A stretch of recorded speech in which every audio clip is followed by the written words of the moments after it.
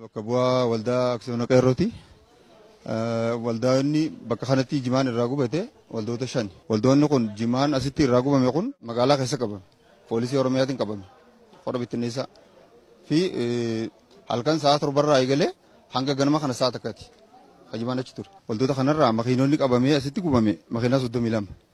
Makiinonni 32 kun qarshiitti yoo jijjiiru taate gara qarshii miliyoona 25ti. Jimaan gubatti gurguramu. Waan takkaadha agarreen dhageen roorroon tana irra caaltullee numa agarree takka irraa sanaan agarree. Qabeenyi kun akkana ta'e waa takka akka inni maallaqatti hin deebine daameeji ta'e akka wanti kun uummanni irraa fayyadamu abbaa iddootti irraa kaasii ijoollee waan kana qopheessitu makiinaa waan kana nuuf fiddu ijoollee asitti dhaabbattee waan kana fuutee gurgurtee maallaqa deebiftu dhagaa tokkoon shimbirroo meeqa ajjeesan akka jalsanitti asirraa Cheri dan hanga chitti economy dan damage nu godani I don't know waan jechi akka nuti magaalaa tana keessa hin jiraanne bakka nyaanneen dhuyne akka nyaanneen dhuyne economy dan nu laamsheessuudha kun waan takka waan biraa kayyoo biraan qabu. Badii takka malee qaranni aanarratti bakka irraa bahurratti kafalameet mootummaadhaaf qarata asiin harka kaaniin fudhataa harka kaaniin asiin karaa baasanii mootummaan waraana jimaan karaa bulchanii jechuudha. Karaa bulchanii gubatee jimaan kun akkana ta'e. Dirqama gaafa jimaan kun gubate namoonni waan kanarraa fayyadamu magaazina tokkicha keessa nama 10,000 jira. Magaazina 5 kana keessa nama 30,000 waa jira jechuudha. Namoonni kun gaafa sakar biyyaa galee jechuudha. Kan jiraadhu saarisi immoo jireenya hin dandeenye nu jiraachifne jireenya keenya jimaa kanaani jimaan kun akka asin dhufne godhan mataa nama 8 barsiisaa saniin kanaan guddisaa jira. Kunis akka nu dhufee nuti hin gurguranne.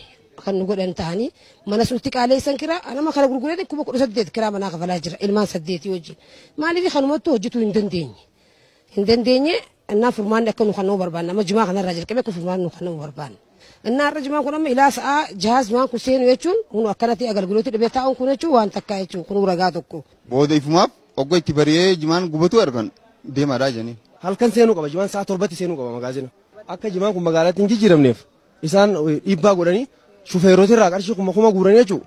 Shufeeroti haala saniin gadhiisanii jimaan kun akkatti gubatee akkana jira jechuudha. Saniifuu waan kana itti yaadamee Oromoon akka magaalaa sanarraa buqqaatee galtu itti yaadamee wanni kun kan hojjetame jechuudha.